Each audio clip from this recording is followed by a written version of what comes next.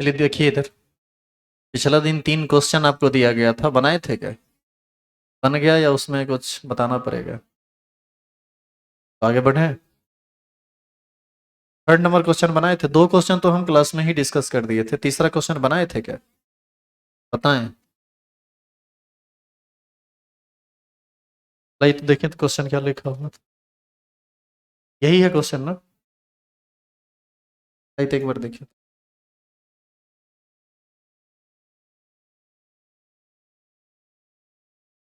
चलिए शांत हो जाइए, देखिए इधर। क्वेश्चन है, an element has body centred structure. Body centred है तो इसके लिए एन का वैल्यू कितना हो जाएगा? एन का वैल्यू हो जाएगा 2, with a cell edge of 288 picometer. इसका मतलब ए का वैल्यू कितना? 288 पिकोमीटर है। इसको हम लिख सकते हैं 288 इंटू 10⁻⁻10 सेंटीमीटर। बोलिए हाँ या ना।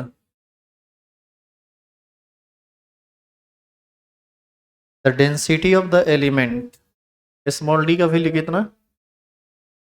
7.2 ग्राम पर सीसी।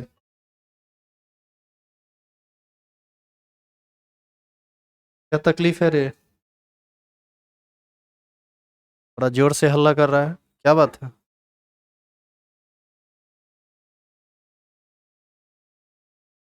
आपसे क्वेश्चन पूछता है, how many atoms are present in 208 gram of element. एक बात बताइए, 208 ग्राम कोई एलिमेंट है, जैसे 208 ग्राम यदि लोहा है तो उसमें कितना एटम होगा, ये तब न पता चलेगा जब हम 208 ग्राम को मोल में बदल दें। और आयरन है तो हम कहेंगे कि एटॉमिक मास 56 होगा, और 208 में हम 56 से भाग देंगे तो मोल में बदल जाएगा। लेकिन यहाँ समस्या है, यहाँ समस्या ये है कि उस एलिमेंट का नाम क्लियर नहीं है। बताइए, पूरे क्वेश्चन में कहीं नाम क्लियर किया है? इसका मतलब है कि आपको एटॉमिक मास पता नहीं है। तो आप एक काम कीजिए, पहले आप एटॉमिक मास पता कर लीजिए। एटॉमिक मास को हम किस चीज़ से इंडिकेट कर रहे हैं? इस एम से। एवोगाड्रो नंबर आप जानते हैं कितना? 6.022 इंटू 10⁻23। अब बताइए डेंसिटी का फॉर्मूला क्या होता है? T into N into M by A Q into N है। टी का वैल्यू कितना दिया हुआ है? 7.2 ग्राम पर सीसी में है। आगे ध्यान रखिएगा, एन का वैल्यू है 2, एम का मान नहीं पता, ए क्यू सेंटीमीटर में चाहिए, वहाँ दिया हुआ है 288 इंटू 10⁻⁻10 का होल क्यूब, और एवोगाड्रो नंबर 6.022 इंटू 10⁻20। देखिए, इस तरह के कैलकुलेशन को आप इजीली कर सकते हैं। थोड़ा सा इधर देखिए, ध्यान दीजिए। 7.2 is equal to 2 into M. अच्छा एक बात बताओ, इसका होल क्यू करेंगे तो 288 का होल क्यू होगा, और 10⁻⁻10 का भी ना होल क्यू होगा। 10⁻⁻10 को 3 टाइम्स मल्टीप्लाई करेंगे तो हो जाएगा 10⁻30। तो यहाँ से हम लिख दें 10⁻30 इंटू 6.022 इंटू 10⁻20। यहाँ से 23 कट जाएगा, हाँ या ना? कितना बचेगा? -7। अब -7 बचेगा तो इसको गुना कर देंगे, इसको गुना करेंगे, फिर -7 है तो पॉइंट को इधर शिफ्ट कर देंगे। नहीं, 7 डिजिट या राइट लेफ्ट किधर शिफ्ट करेंगे वो आप जानते हैं कि कैसे उसका शिफ्टिंग होता है। फिर बाकी का कैलकुलेशन करोगे तो आपको यहाँ से किसका वैल्यू निकल जाएगा?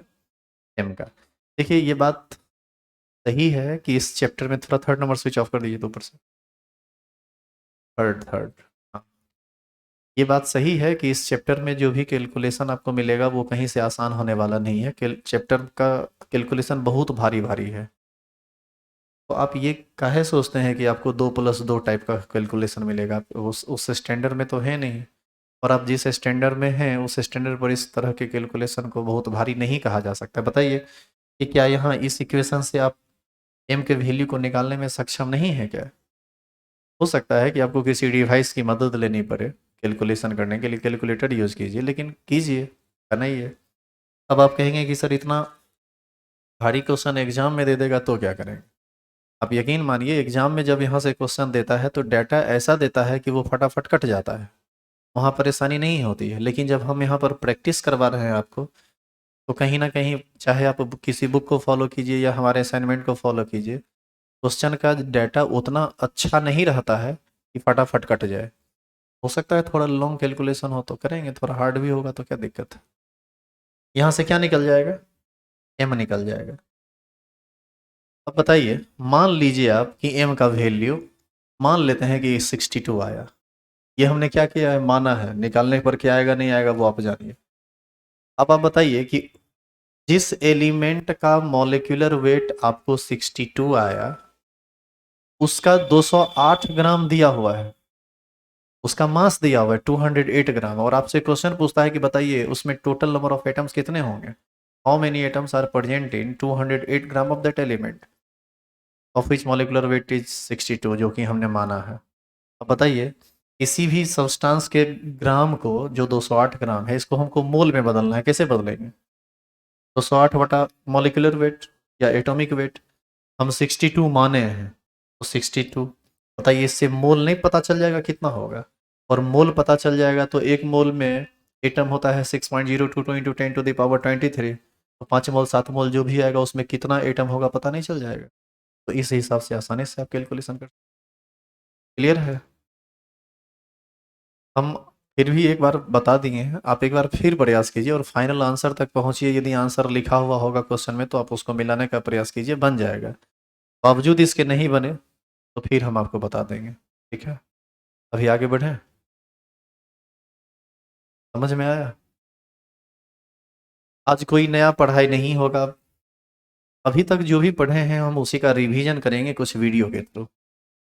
बहुत सारा बात आप समझे हुए हैं, उसी को थोड़ा देखिए और क्लियर हो जाएगा इन सब चीज़ों से।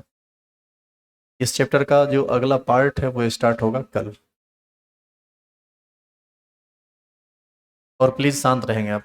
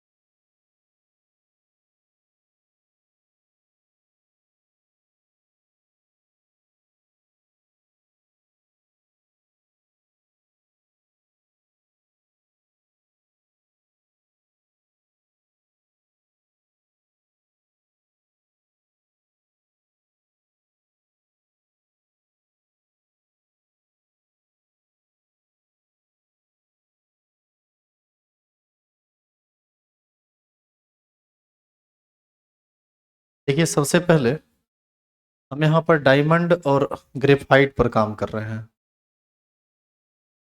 उससे पहले मेटालिक बॉन्ड पर।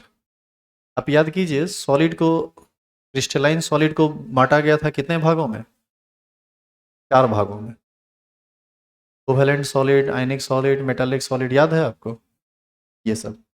तो मेटालिक सॉलिड को जो जो जरूरत, जिस चीज़ का जरूरत है ना कि कुछ एक्स्ट्रा चीज़ से और उसको बेहतर तरीके से समझा जा सकता है, हम आज सिर्फ उसी पर काम कर रहे हैं, कोई नया बात नहीं बता रहे। कॉपी किताब समेट के बैठिए।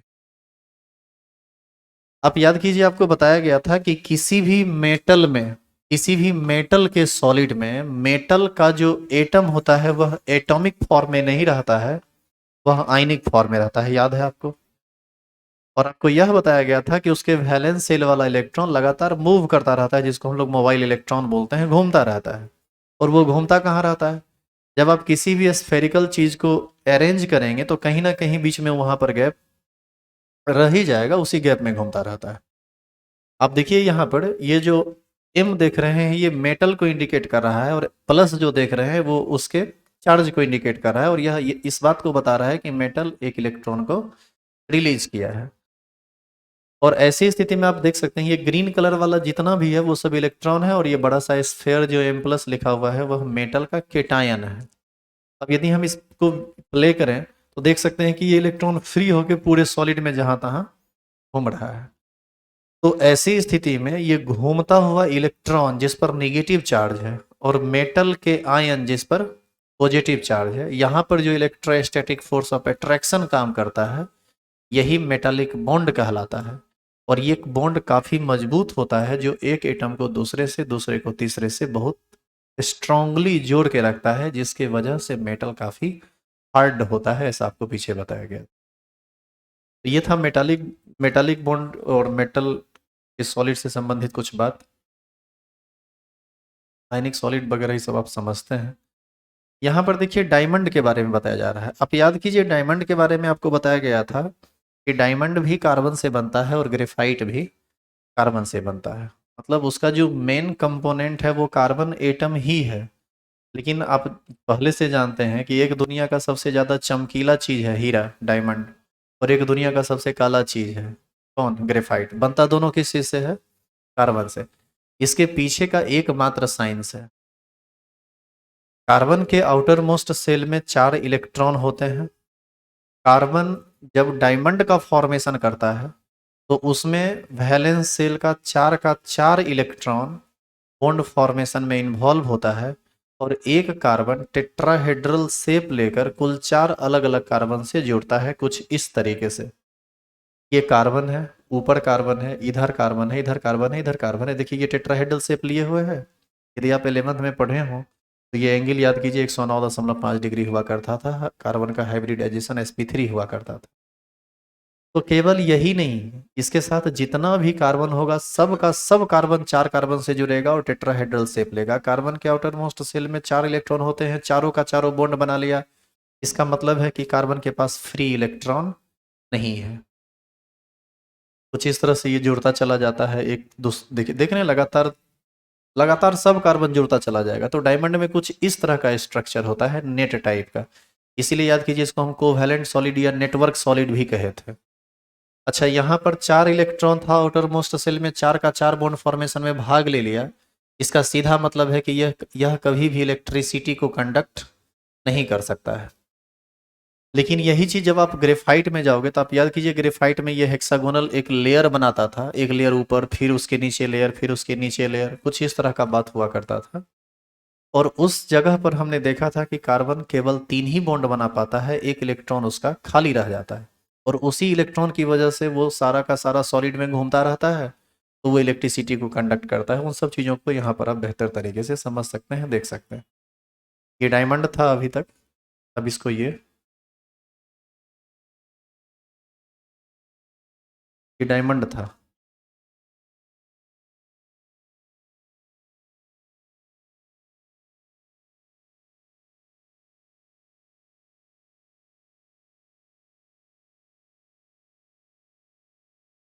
अब देखिए ग्रेफाइट की बात हो रही है, जो काला चीज होता है। ये अंदर अंदर कैसा इसका स्ट्रक्चर होता है, देखिए। देख रहे हैं कि ऐसा लगा कि ढेर सारा लेयर निकल के आया। और ये लेयर है क्या, ये लेयर कार्बन से कार्बन का जुड़ा हुआ लेयर है। देखिए कैसे, किसी एक लेयर को ये स्पष्ट दिखाएगा सामने लाके।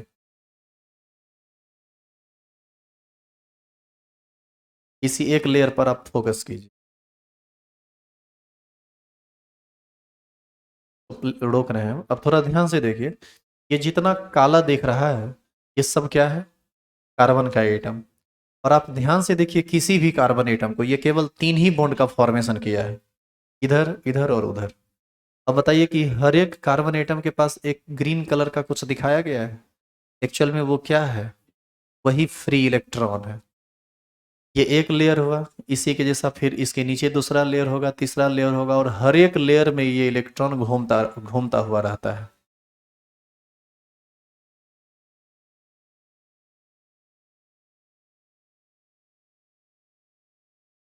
देखिए लेयर बाय लेयर कैसे रहता है और इलेक्ट्रॉन कैसे फ्री है पूरा सॉलिड में। अब देखो इसको थोड़ा ध्यान से देखो, ये इलेक्ट्रॉन इस तरह से फ्री घूम रहा है, इसका मतलब इसके पास फ्री इलेक्ट्रॉन है इसलिए घूम रहा है।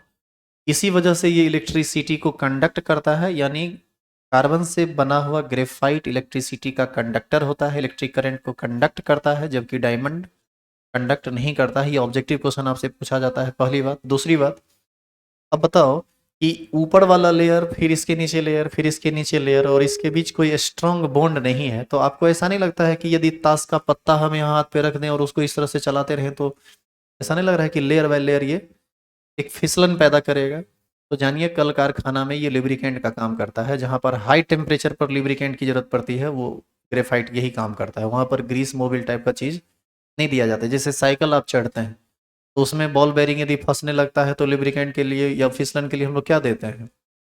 मोबिल टाइप का कुछ देते हैं या वो ग्रीस टाइप का आता है वो देते हैं।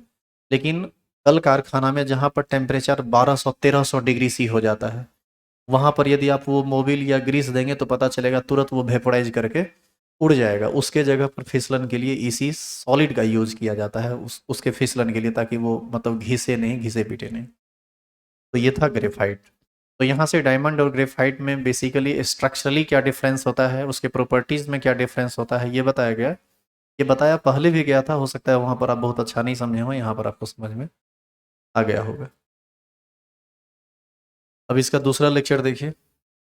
इसमें आपको बताया गया है क्रिस्टल लैटिस और यूनिट सेल के बारे में। आप याद कीजिए जब आपको बताया गया था सॉलिड के बारे में तो आपको बोला गया था कि सॉलिड में कंस्टिट्यूएंट पार्टिकल्स एटम्स होते हैं या मॉलिक्यूल्स होते हैं या आयंस होते हैं, और उसका एक रेगुलर अरेंजमेंट होता है। रेगुलर अरेंजमेंट होने की वजह से ही हम उसे क्रिस्टलाइन सॉलिड कहते हैं। और ये अरेंजमेंट यदि इरेगुलर हो तो उसी को हम लोग एमॉर्फस सॉलिड कहते हैं। अब थोड़ा बताइए, तो यहाँ जो बॉल दिख रहा है आपको, ये रेगुलर अरेंजमेंट में है या इरेगुलर अरेंजमेंट में है?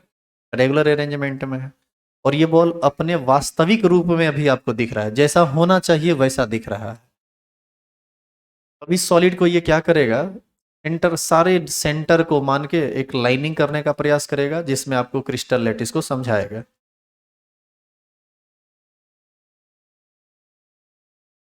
आप देख रहे हैं कि कितना भी बढ़िया से अरेंज है, लेकिन बीच बीच में जहां तहां गैप नजर आ रहा है आपको, वो तो खैर रहेगा ही। स्फेरिकल शेप को कितना बढ़िया आप एडजस्ट कर लीजिए, गैप कहीं ना कहीं वॉइड रहेगा ही रहेगा, जो कि बाद में कैलकुलेशन का विषय वस्तु है। बाद में काफी कैलकुलेशन होना है इस पर दूसरे पार्ट में। अब देखिए ये क्या किया, सबके सेंटर को स्थिर करके सबको एक दूसरे से मिला दिया। अब आप देखिए ये जो रेड वाला पॉइंट आपको दिख रहा है, ये सारा का सारा पॉइंट कहलाएगा लेटिस पॉइंट। और ये इमेजिनरी लाइन जो आपको दिख रहा है, अच्छा एक बात बताइए कि क्या सॉलिड में बॉल अपने आप छोटा हो जाएगा, बड़ा हो जाएगा? ये तो इमेजिन ही ना कर रहा है कि छोटा कर देंगे तो ऐसा दिखेगा। तो ये जो ढांचा मिला, स्केलेटन मिला, यही कहलाता है क्रिस्टल लैटिस। और लैटिस का मतलब हुआ जाल, जो जाल आप देख रहे हैं, जितना ही चमकता हुआ बॉल दिख रहा है, ये सब लैटिस पॉइंट है। और आप ध्यान से देखिए कि आप फील करेंगे, चूंकि ये काफी कॉम्प्लेक्स फिगर है, आपको ऐसा लगेगा कि ढेर सारा क्यूब है इसमें, इसके अंदर। उसमें से किसी एक क्यूब को हम निकाल लें तो वही क्या कहलाता है, यूनिट सेल। और ये एक यूनिट सेल, दूसरा यूनिट सेल, तीसरा यूनिट सेल, ढेर सारा यूनिट सेल मिलकर पूरे क्रिस्टल का निर्माण करता है।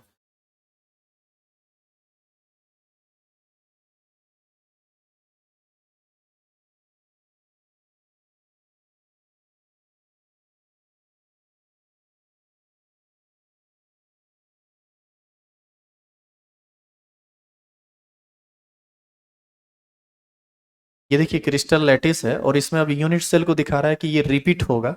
जैसे देखिए वो यूनिट सेल है एक, इसमें लंबाई चौड़ाई और ऊंचाई है, अब वही बार बार रिपीट होगा तो पूरे संपूर्ण क्रिस्टल का या पूरे सॉलिड का निर्माण करेगा। और पूरे सॉलिड का निर्माण कर दिया तो हम क्रिस्टल बोल देंगे, और उसी में किसी एक क्यूब को निकाल लें जिसमें लंबाई चौड़ाई ऊंचाई हो तो उसी को हम लोग क्या बोलते हैं, यूनिट सेल। अब देखिए इस यूनिट सेल का बड़ा इंपॉर्टेंस होता है सॉलिड स्टेट में, काहे होता है वो समझो। एक बात बताओ, जो प्रॉपर्टी इस पार्ट का होगा, आपको नहीं लगता है कि यही प्रॉपर्टी इसके दूसरे पार्ट का होगा, तीसरे पार्ट होगा, पूरे पार्ट का वही ना प्रॉपर्टी होगा। तो यदि हम किसी सॉलिड के एक यूनिट सेल को बढ़िया से समझ लें और उसके सारे प्रॉपर्टी को बढ़िया से देख लें, तो यकीन मानिए वही सारा का सारा प्रॉपर्टी या वो जितना भी उसका थियोरेटिकल पार्ट है वो उसी से डिस्क्राइब हो जाता है। तो हमको यदि किसी सॉलिड के बारे में डिटेल में जानना है तो हम पूरे सॉलिड के बारे में नहीं पढ़ेंगे, हम पढ़ेंगे किसके बारे में, यूनिट सेल के बारे में। यदि हमको यूनिट सेल का डेंसिटी पता चल जाए, यूनिट सेल में वॉइड परसेंटेज पता चल जाए, यूनिट सेल में भरा हुआ पार्ट पता चल जाए, तो हम बाकी चीज़ों को भी समझ लेंगे कि कितना परसेंट खाली है, कितना परसेंट भरा हुआ है, इस तरह से। तो हमको यूनिट सेल को स्टडी करना होता है, तो इस तरह से यूनिट सेल उसी को कहते हैं। वही बार बार रिपीट होकर कंप्लीट क्रिस्टल का निर्माण किया है। आगे आपको बताया गया था, याद कीजिए, यूनिट सेल कितना प्रकार का होता है? दो प्रकार का है। एक होता है प्रीमिटिव यूनिट सेल और एक होता है centred unit cell. Primitive unit cell ऐसे यूनिट सेल होते हैं जिसमें कंस्टिट्यूएंट पार्टिकल सिर्फ कॉर्नर पोजीशन पर रहता है, और सेंटर्ड यूनिट सेल ऐसे यूनिट सेल होते हैं जिसमें कंस्टिट्यूएंट पार्टिकल्स कॉर्नर के अलावे भी अन्य पोजीशन पर होता है। और ये फर्दर क्लासिफाई किया गया था तीन भागों में, बॉडी सेंटर्ड, फेस सेंटर्ड और इंड सेंटर्ड। बीचों बीच एक गेंद आया था, एक गेंद सारे फेस के सेंटर में आया था और एक दो अपोजिट फेस के सेंटर में आया था। और याद कीजिए ये आउट ऑफ सिलेबस था, इंड सेंटर्ड।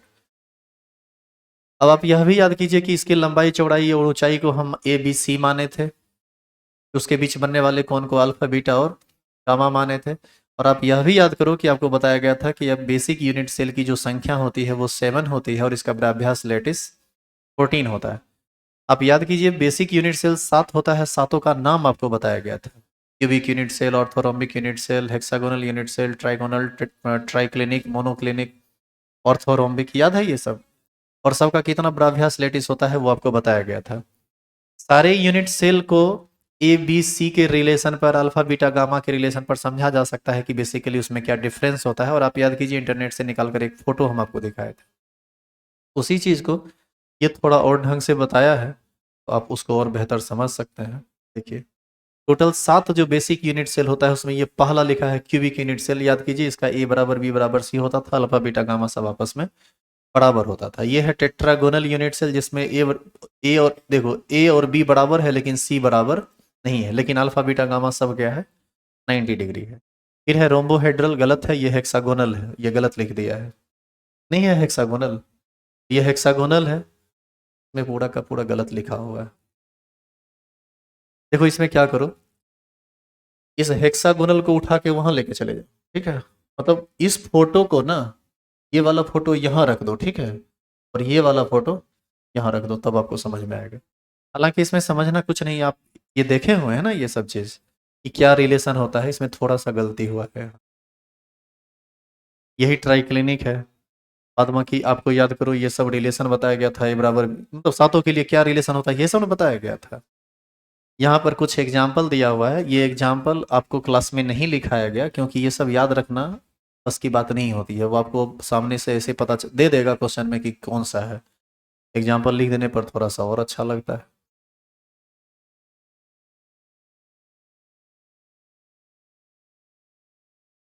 अब यहाँ पर टाइप्स ऑफ यूनिट सेल पर हम चल रहे हैं, वही एक बताया गया था प्रीमिटिव यूनिट सेल और एक बताया गया था centred unit cell. Primitive unit cell में क्यूब, ये क्यूब है, क्यूब के सिर्फ 8 कॉर्नर पोजीशन पर बॉल रहेगा और कहीं भी बॉल नहीं रहेगा, इसी को हम लोग प्रीमिटिव यूनिट सेल या सिंपल क्यूबिक यूनिट सेल कहते थे। बाद में सेंटर्ड यूनिट सेल को 3 भागों में बांटा गया था, जो हम अभी तुरंत तुरंत बोले भी थे। कौन कौन था?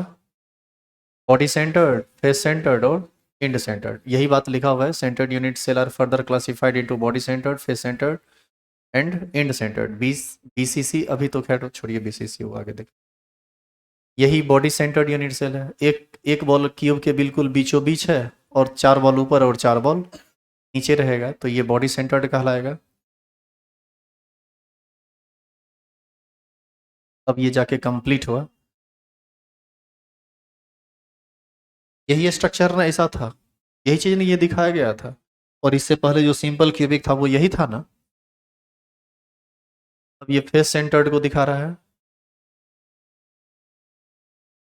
ये सारे कॉर्नर पोजीशन पर लाया और अब सब देखो फेस के सेंटर में डाला। याद करो यही यही चीज ना कॉम्प्लेक्स रूप में ऐसा कुछ दिखता था, यही है वो, बस इसमें पूरा का पूरा फैला हुआ है, उसमें थोड़ा कंडेंस्ड फॉर्म में है। और अब एक लास्ट,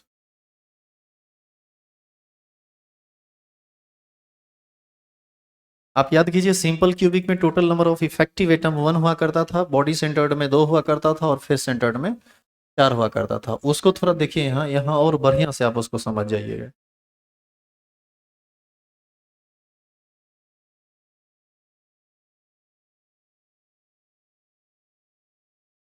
थोड़ा इस थ्योरी को आप देखिए,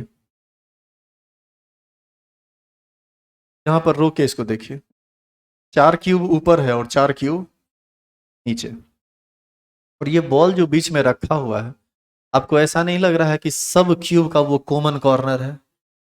क्योंकि सब क्यूब में वो एक कोना के रूप में उपस्थित है। अब बताइए कि ये एक बॉल कुल कुल कितने क्यूब में बराबर रूप से फैल गया? 8।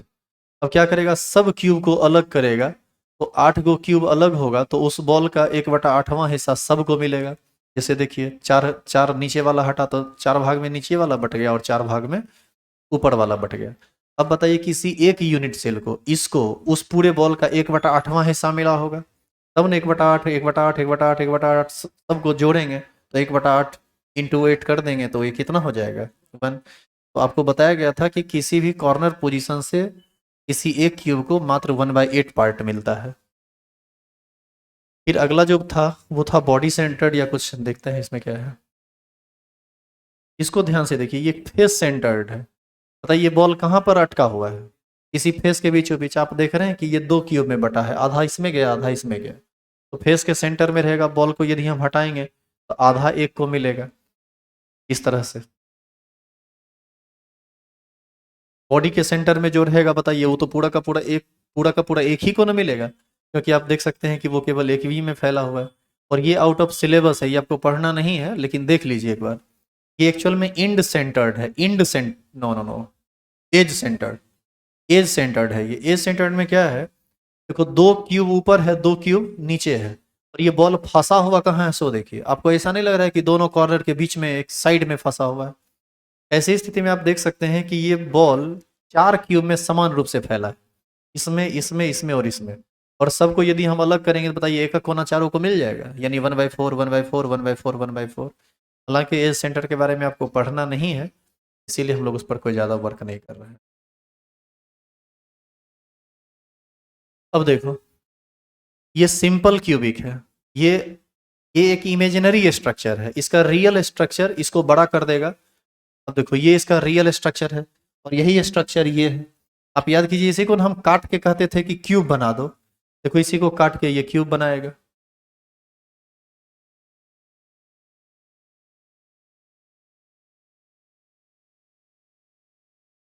अब बताइए ये कंप्लीटली क्यूब का शेप लिया, और सारे बॉल को अभी आपस में मिला के देखेगा कि कितना बॉल काट छांट के सेट करके आएगा। तो ये बात आपको पहले से पता है कि सिंपल क्यूब में ये काट छांट के एक आएगा, तो ये कुल एक बॉल है। इसी प्रकार से यदि हम बॉडी सेंटर्ड में चले जाएं तो बॉडी सेंटर्ड वाला भी देख लीजिए। ये बॉडी सेंटर्ड है, ये एक इमेजिनरी स्ट्रक्चर है। रियल स्ट्रक्चर तब होगा जब ये खुल जाएगा पूरा का पूरा और जो टचिंग पॉइंट है मिल जाएगा। देखिए बगल वाला खाली रह गया, बीच वाला सब सट गया। इसको भी काट छांट के अलग करेगा तो एक, बताओ, ये कंप्लीटली एक क्यूब का शेप दिया। यह एक यूनिट सेल है। बॉल तो एक ही यूनिट सेल में नहीं रहता, पूरा फैला हुआ रहता है। अब इसको कुल मिलाएगा तो कॉर्नर से सबको मिलाएगा तो एक बॉल मिलेगा, और एक बॉल बॉडी के सेंटर में मिलेगा, तो बीसीसी में ये 2 हुआ था। याद है आपको ये चीज? इसी प्रकार जब आप एफसीसी में जाओगे तो एफसीसी में याद करो 4 मिला था, उसी चीज को ये यहाँ दिखाएगा कि 4 होता है एफसीसी में। ये एफसीसी वाला स्ट्रक्चर है। किसी को फुला दिया तो फिर वो, अब देखो फूलने के बाद पता नहीं चलता है कि एफसीसी है कि क्या है, नहीं थोड़ा कॉम्प्लेक्स लग जाता है। ऐसे पहले से देख रहे हैं तो समझ में आ जाएगा। इसको भी काट छांट के अलग करेगा। अब बताइए ये कंप्लीटली एक क्यूब का शेप लिया कि नहीं? अब इसमें सब बॉल को देखेगा तो कॉर्नर से एक बॉल मिलेगा और सभी 6 के सेंटर, फेस सेंटर से आधा आधा मिलेगा, तो 6 गुना हाफ करेंगे आप तो 3 हो जाएगा। तो इसमें टोटल इफेक्टिव एटम कितना हो गया था? 4। तो एससी में इफेक्टिव एटम 1, बीसीसी में इफेक्टिव एटम 2 और एफसीसी में इफेक्टिव एटम 4 हुआ था। यहाँ से आगे का जो बात है वो अभी आप नहीं समझ पाएंगे, ये आगे कोऑर्डिनेशन नंबर से संबंधित बात, ये वाइड से संबंधित बात है, ये आगे का थ्योरी है, ये इसका दूसरा पार्ट स्टार्ट होगा उसमें हम देखेंगे। फिलहाल आप एक काम कीजिए, यही सब ना पीछे पढ़े थे। उम्मीद करते हैं चीज़ें समझी भी थी पहले, बस एक बार वीडियो पर दिखाना था कि और क्या क्या होता है, तो समझ में आ गया होगा। आप एक काम कीजिए, 3 क्वेश्चन और लिख लीजिए, घर से ये तीनों क्वेश्चन बना लीजिएगा। और जो सुनिएगा, यहाँ पर रेगुलर वे में क्वेश्चन मत लिखिएगा, क्योंकि कुछ क्वेश्चन आगे के थ्योरी से संबंधित है, आपसे बनेगा नहीं। अभी तक आप मेन क्वेश्चन 3 को लिखे हैं, जो कल 3 बन लिए वो, और 3 अभी लिखेंगे। क्वेश्चन का नंबरिंग कर देंगे क्योंकि इस सब क्वेश्चन को हम डिस्कस करेंगे संडे को, तो जब आप पूछेंगे तो आपको एक नंबर मिला हुआ रहेगा कि 1 है, 2 है, 3 है, 4 है, ठीक है। तो आज लिखेंगे क्वेश्चन नंबर 4।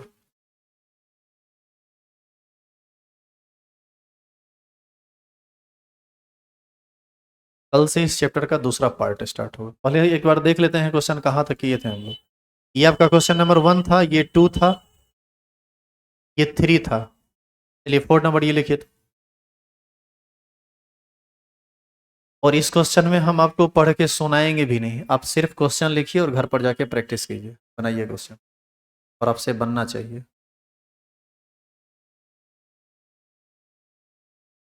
हम कल ग्रुप में डाल देते क्वेश्चन, लेकिन दिक्कत क्या है कि उसमें मिक्स क्वेश्चन है, वो बनेगा नहीं आपसे टोटल क्वेश्चन, आप उलझ जाइएगा।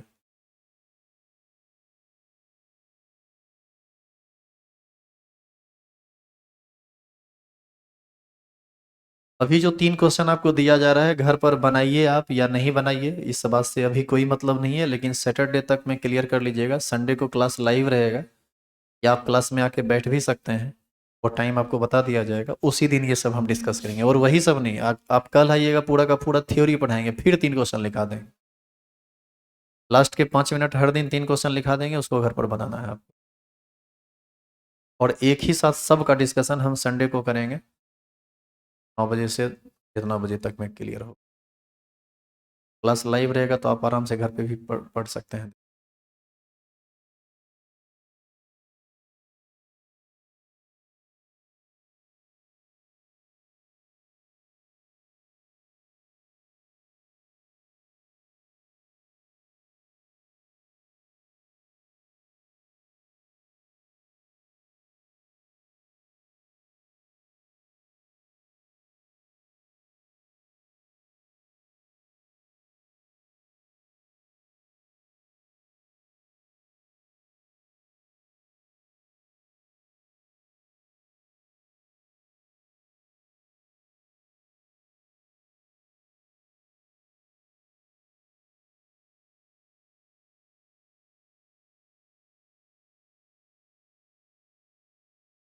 हो गया क्या?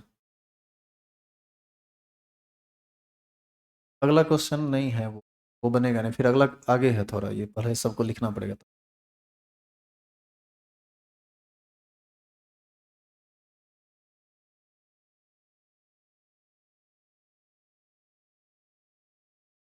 चेंज करूं?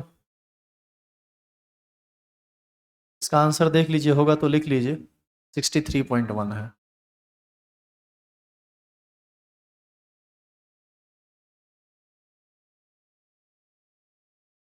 ये क्वेश्चन आपसे नहीं बनेगा। देखिए सीसीपी का बात किया है, सीसीपी पढ़े हैं आप? ये बनेगा नहीं आपसे, ये भी नहीं बनेगा। ये क्वेश्चन लिखिए, बनेगा आपसे। तो वो जो क्वेश्चन अभी इससे पहले लिखे थे वो था 4 नंबर, इसको कर देंगे 5 नंबर।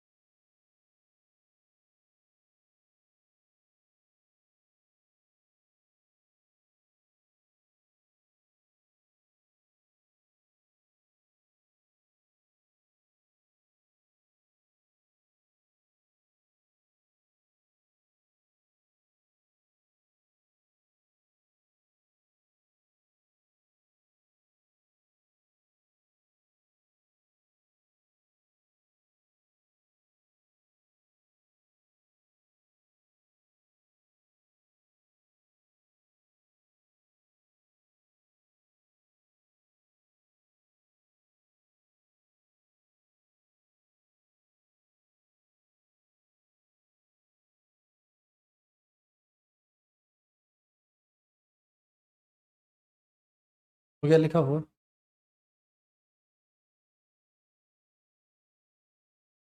यहाँ मोलर मास केजी पर मोल में दिया हुआ है, इस केजी को तुरंत बदल देंगे किस में? ग्राम में। तो वो एम का वैल्यू होगा। हटाएं इसको। इसका आंसर दिया हुआ नहीं है। ये एक डिफरेंट क्वेश्चन है ये वाला, इसको आप क्वेश्चन नंबर 6 कर दीजिए, ये वाला, और लिखिए तो इसको, ये तीनों क्वेश्चन घर से बना लीजिएगा।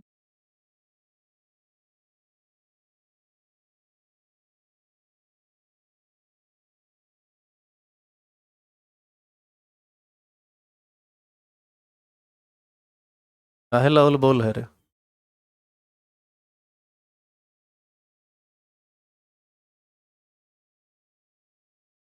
को पूरा कर लीजिए।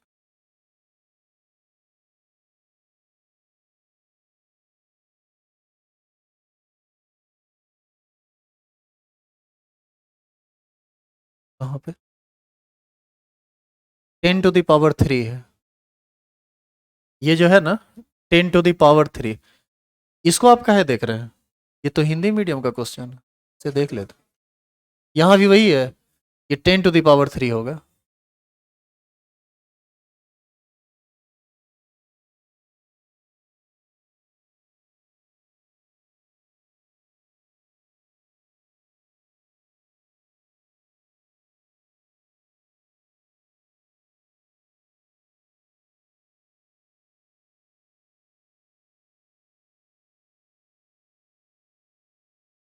ये 3 क्वेश्चन आपको कल घर से करके लाना है, अगला हेडिंग डाल के छोड़ दीजिए तो।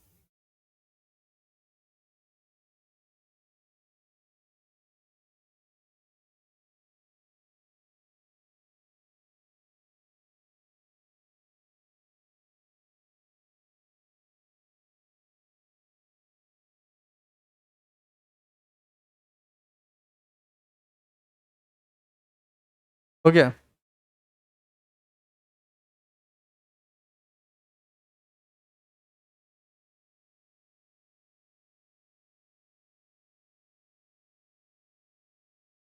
देखिए कोऑर्डिनेशन नंबर, यहां से इस चैप्टर का दूसरा पार्ट स्टार्ट होता है, ठीक है। आइए कल। क्या हुआ?